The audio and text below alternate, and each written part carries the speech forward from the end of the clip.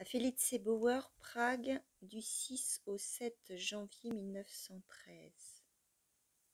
Ne ris pas, ma chérie, ne ris pas, je suis en cet instant effroyablement sérieux dans le vœu que je formule. Si seulement tu étais ici.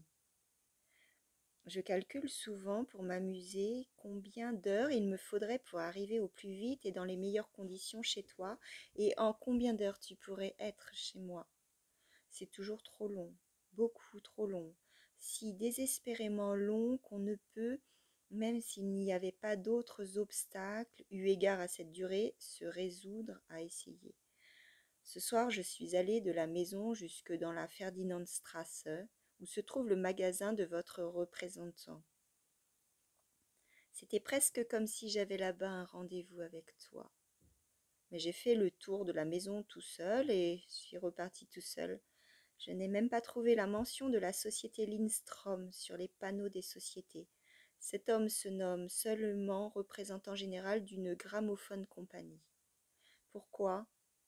Souvent je me plains qu'il y ait si peu d'endroits à Prague, du moins à ma connaissance, qui soient en relation avec toi. L'appartement des Brods, la Schallgasse, le Kohlmarkt, la Perlgasse, la Obstgasse, le Graben. Et aussi le café dans la maison de la municipalité, la salle du petit déjeuner de l'Étoile bleue et son vestibule. C'est peu, ma chérie, mais ce peu de choses se détache pour moi de la carte de la ville.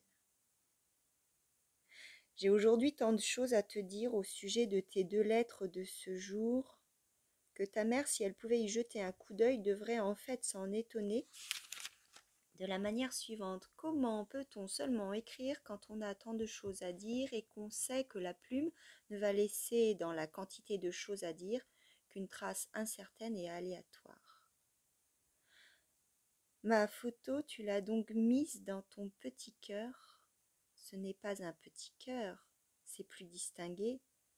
Rangé dans ton médaillon, un inconfortable voisinage pour ta petite nièce, et, ai-je bien lu, tu comptes le porter jour et nuit? N'as-tu pas eu envie de jeter cette vilaine photo? Est-ce que mon regard hagard n'est pas trop effrayant? Est-ce qu'il mérite l'honneur que tu lui fais? Et dire que ma photo est casée dans ton médaillon et que moi je suis là, seul, assis dans ma chambre glacée, dans laquelle il me semble, à ma grande honte, avoir pris froid ces derniers jours.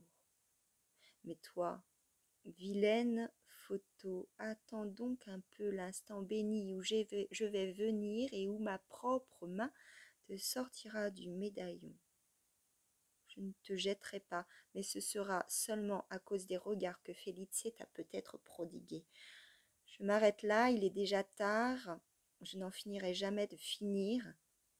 Mais qu'est-ce donc que cette manière d'occuper les mains, écrire des lettres, quand elles sont faites pour te tenir et ne veulent rien d'autre que cela?